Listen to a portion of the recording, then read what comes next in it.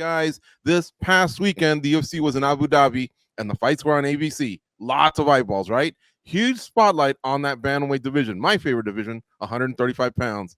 In the main event, it was Umar Nurmagomedov with Khabib in his corner, who defeated Cory Sandhagen pretty handily. What was your reaction? Mike, we'll go to you. Tell us, man, this main event, what'd you think the way it unfolded? Is that what you expected?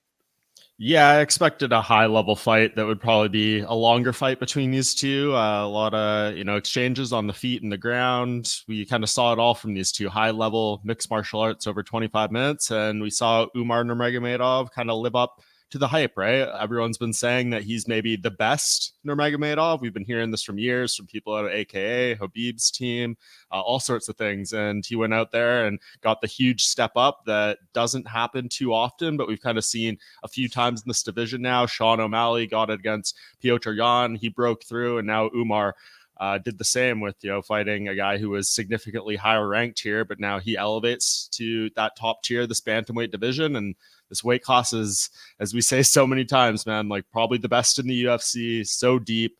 The fact a guy like Umar, who had no top 15 wins, can come in and beat the number 2 shows the depth of this division. So he's arrived. We might have the UFC's next undefeated champion on our hands, and Umar Nurmagomedov. Mike, is he that good, or was Cory maybe off? I think he's that good. I mean, I think Cory knew what he was getting himself into. They were supposed to do this fight originally last summer, and it didn't happen. So he went through a training camp, getting ready for Umar. Didn't happen, and then did this again.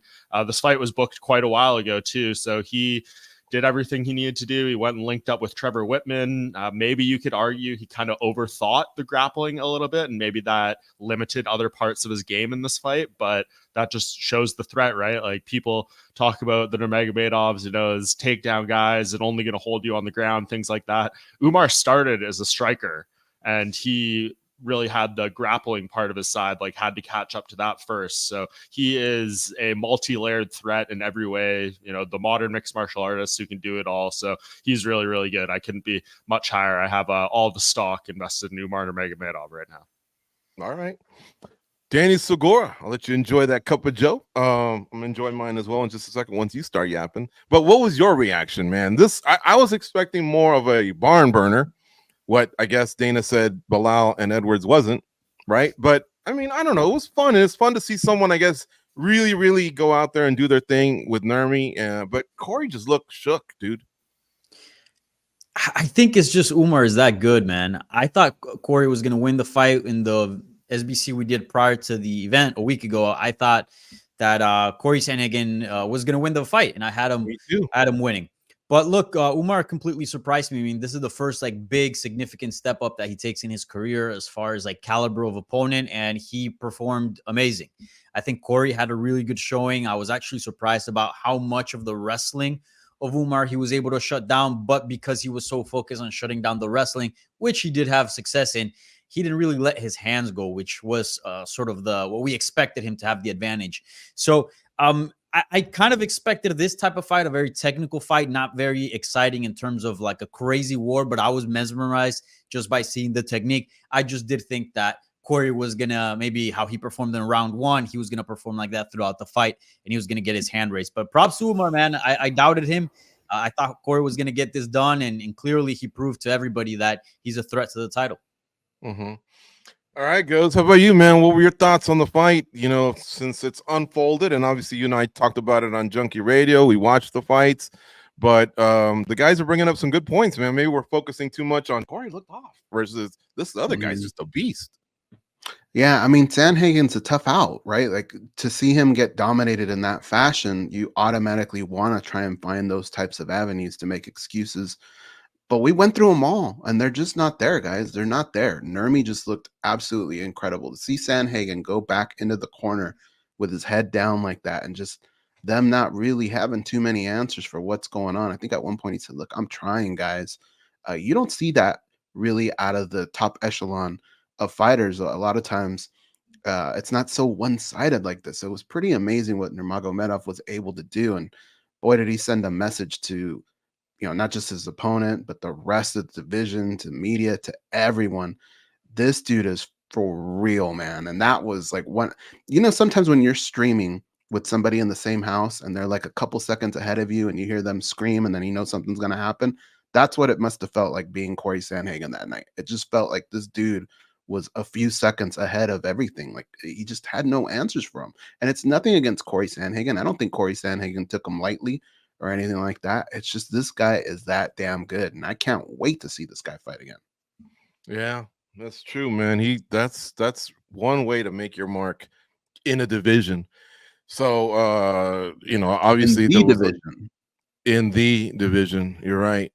Guys, so Deiveson Figueiredo, former flyweight champion, he came up and beat Marlon Vera, who just fought for the title. So he's now 3-0 as a bantamweight. And don't laugh at me, guys. Don't laugh at me. But who made the most compelling case for a title shot? Figgy, who's working his way up, held the belt before, or Nurmagomedov, who's got that shiny record and just dominated one of the top bantamweights in the world? Danny, how about you, man? What are your thoughts here? Is that a ridiculous question, or is there some points to be made here? Not at all. I think if we're just judging it by the latest win, like, Umar got a win in the main event against Cory Sandhagen, so at a higher spot on the card against a higher ranked opponent compared to Figueiredo, who was on the main card, but obviously a few fights lower, and then against Chito Vera, who's obviously a former title challenger, top 5 guy, but not Cory Sandhagen. But if you look at the totality of the last 3 fights, which is what we can only go by because that's the only amount of fights that Figueiredo has had in his UFC career, defeating Cody Garbrandt and Rob Font. Can you even remember the last 2 opponents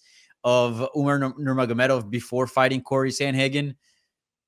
No, I mean, they weren't even in the rankings, right? And Figueiredo fought a guy in the top 10 in Rob Font and then a former champion in Cody Garbrandt. And he is 36 years of age.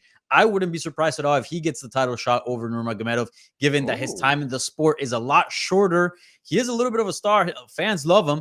And look, if O'Malley were to defend his belt, Figueiredo-O'Malley fight would be absolutely stellar. I think as far as action-wise, it's a very sellable fight. So I'm going to put my money in Figueiredo here. I think he's got a really compelling case.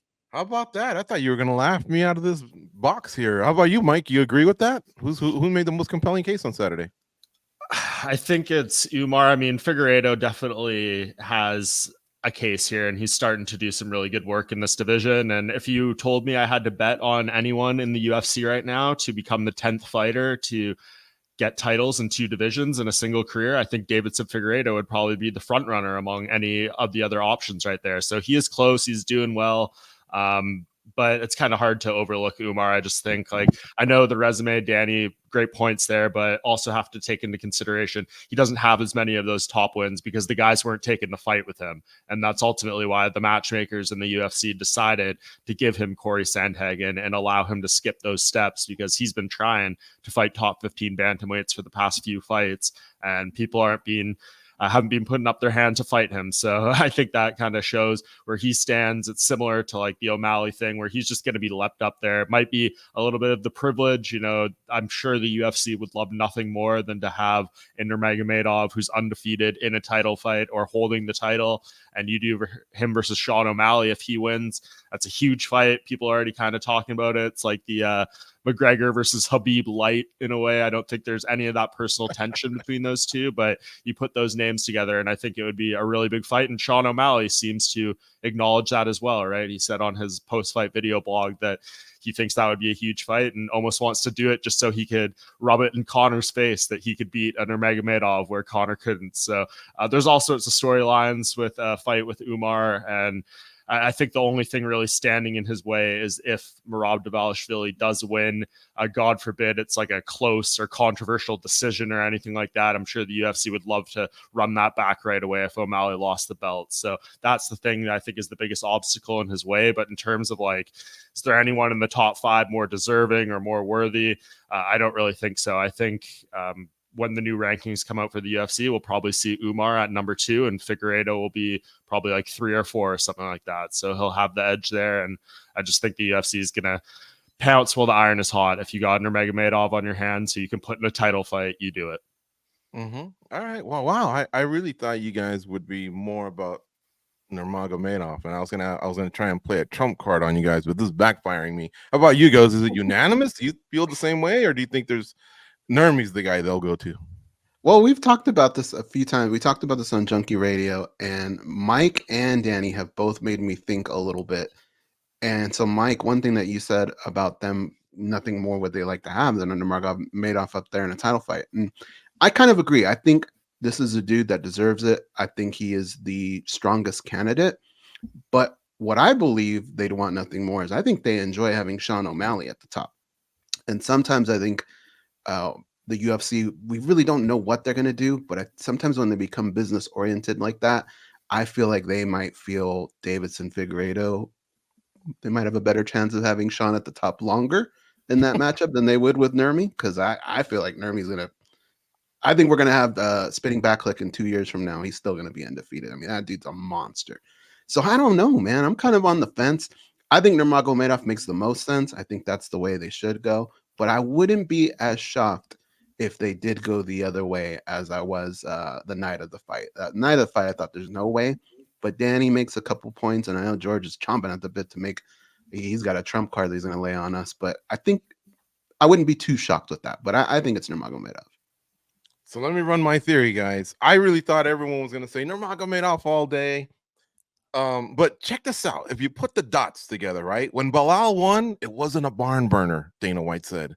He's been training down with Khabib and those guys, he also said. And then Ankalaev, who we'll get to in a second, he gets passed over. He's kind of that Dagestani wrestling style.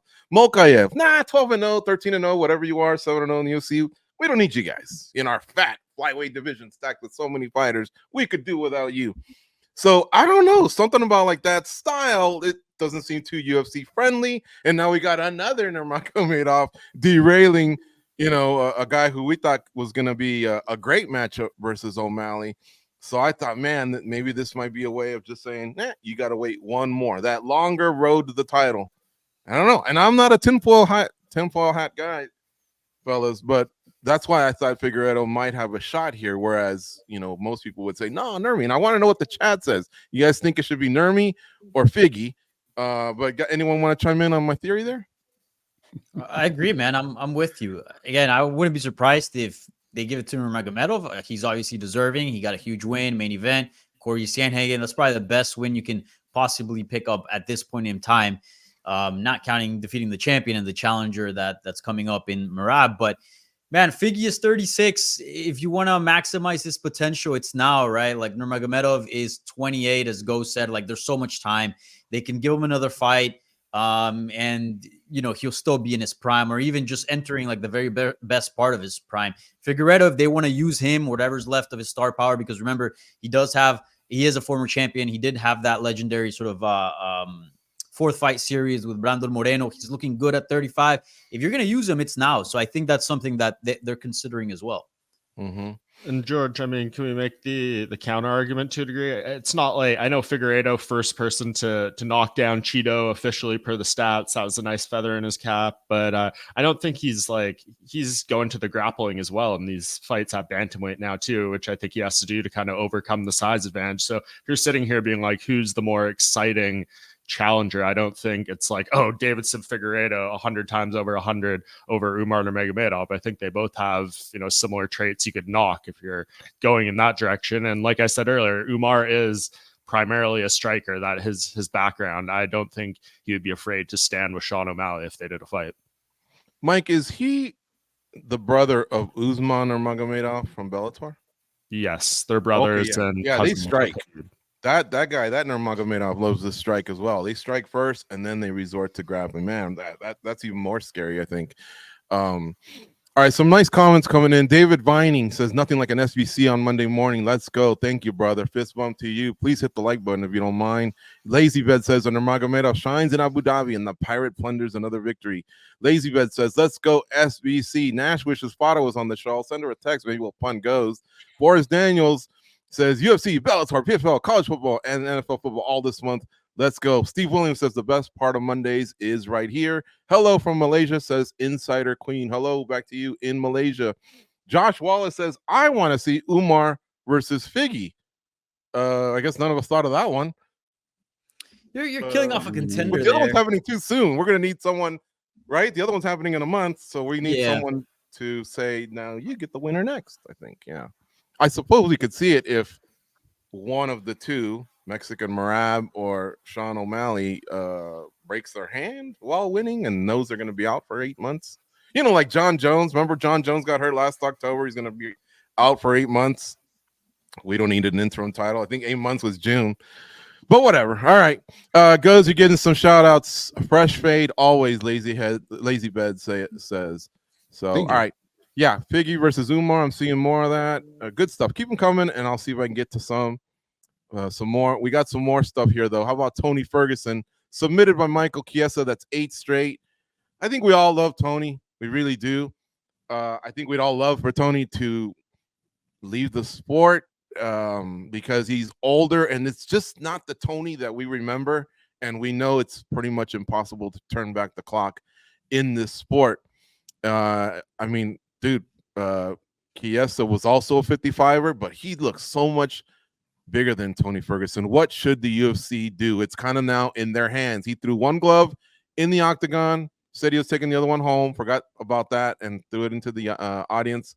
What should he do, Goes? What should the UFC do? The ball's in their court. Well, it's not it's a topic that we've kind of hit a lot on the show, and I don't think anything's really changed because of the way Tony fought.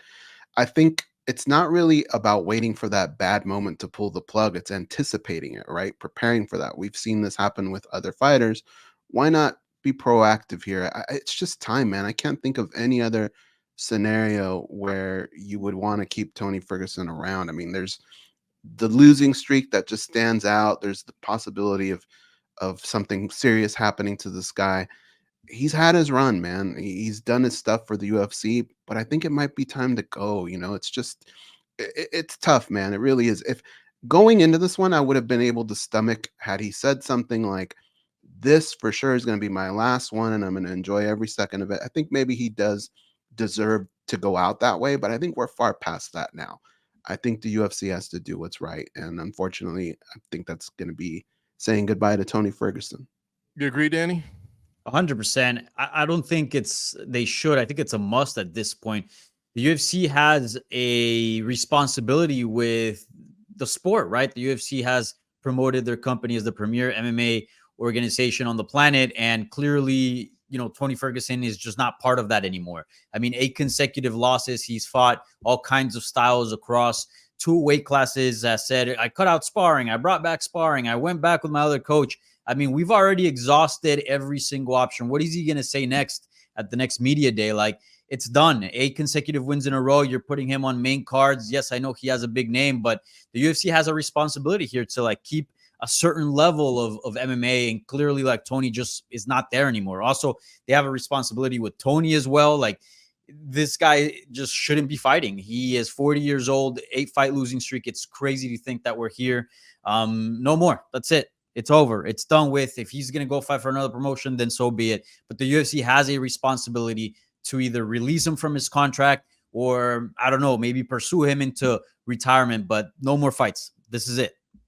Unanimous, Mike?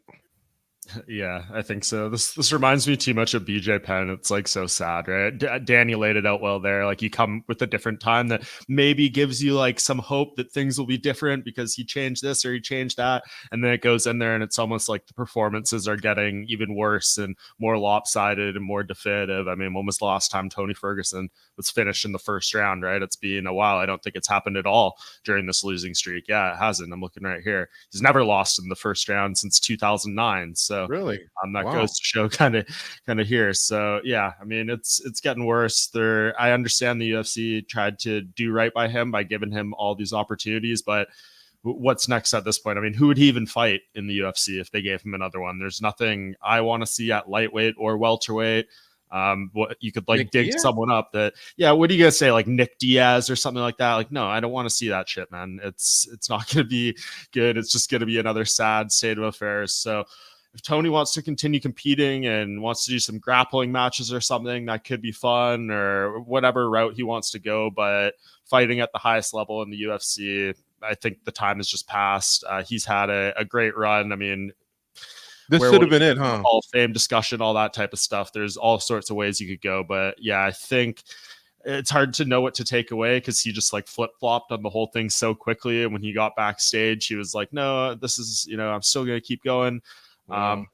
From what I'm hearing, I mean, some people around him, this isn't reporting or anything like that. I think everyone's still kind of sorting through their emotions. I think behind the scenes, when the cameras are off and he's with the people around him, he knows that it's over and this was the end here. So we'll see if he sticks to that. We know how these fighters are, but I would be surprised at this point if we saw Tony Ferguson fight in the UFC again. What that means outside of the UFC or other options, who knows? I mean, no one ever truly retires, so I wouldn't be shocked if he shows up somewhere. Mike, a few weeks ago, Arlovsky had his last fight for the UFC. Did he know that before the fight started? Do you know? Because they were so certain about it in the post-fight. And here's what I'm getting at. I almost wish the UFC would go, well, even if you're not going to retire, this will be your last fight. Enjoy it. Enjoy the walkout. Soak up the cheers, because he was getting a lot of love out in Abu Dhabi. Everyone was going nuts when the song played. I heard a lot of people flew to his last fight.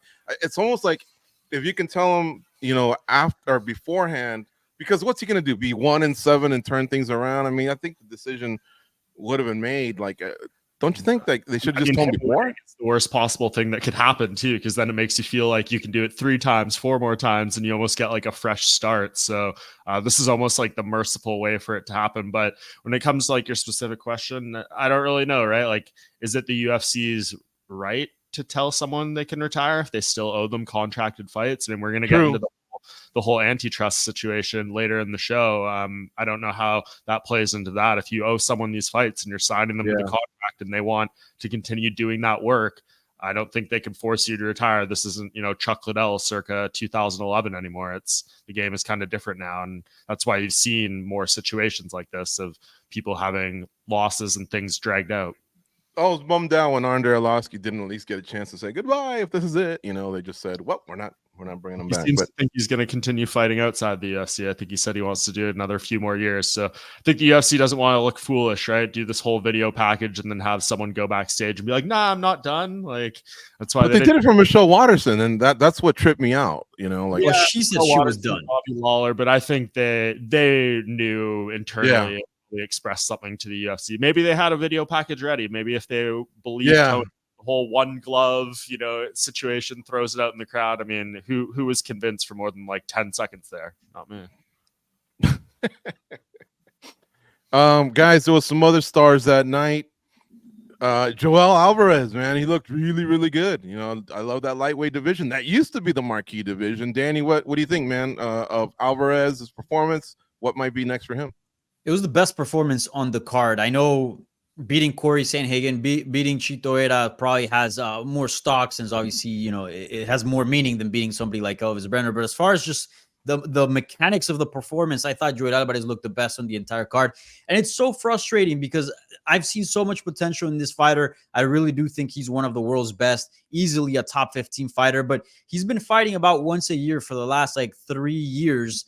And we just haven't really been able to see much of him, right? And I think the inactivity plus that loss to Arman Sarukian, which is aging actually quite well, kind of damped the expectations on a lot of people in this fighter. But I think they got reignited on Saturday. This guy is a threat.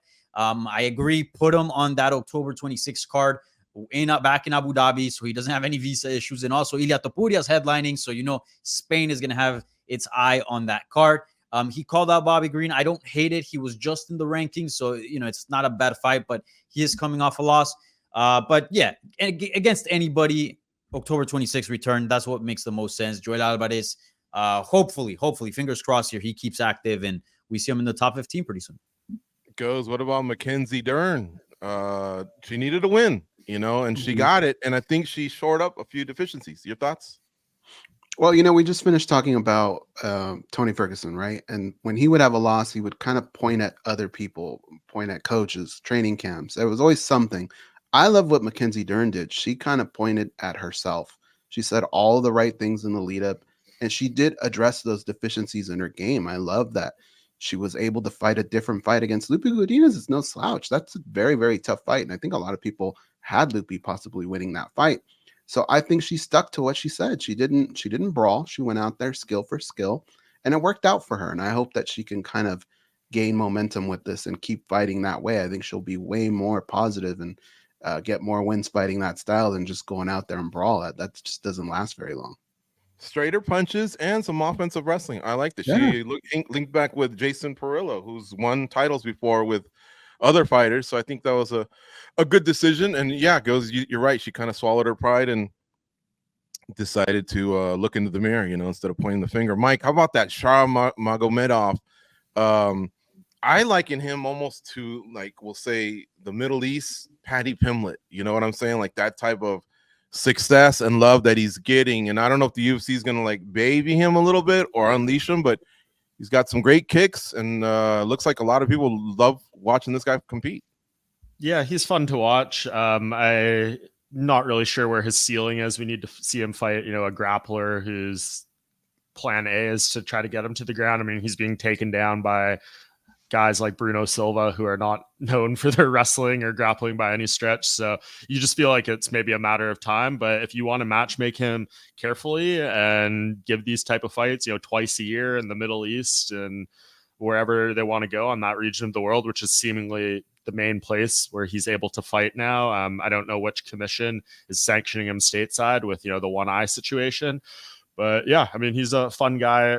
Middleweight needs all the exciting, interesting fighters it can possibly get, because the well is pretty dry in terms of like turnover at the top there. So I hope you can make a run and do things interesting. I mean, I see Steve Williams in the comment here saying Shara Bullet versus Bo Nickel. If you're Shara's team, absolutely turn your phone off if they're calling with that one. I don't know if I'd do that right now, but yeah, there's fights out there that you can do, and I'm sure we'll see him back in October fighting someone on that UFC 308 card. Go to the Caucasus Mountains where they might not have any 5G or whatever. And you're right. Don't answer that call. That's a horrible matchup for him. I was looking at the chat. We don't have time. I got to move on to the next topic. But a lot of people are still saying, let him write out some more fights, talking about Tony. You guys are crazy. Some of them are even saying, what about the irony if he were to go to BKFC and work for McNuggets again? Some good stuff in the chat.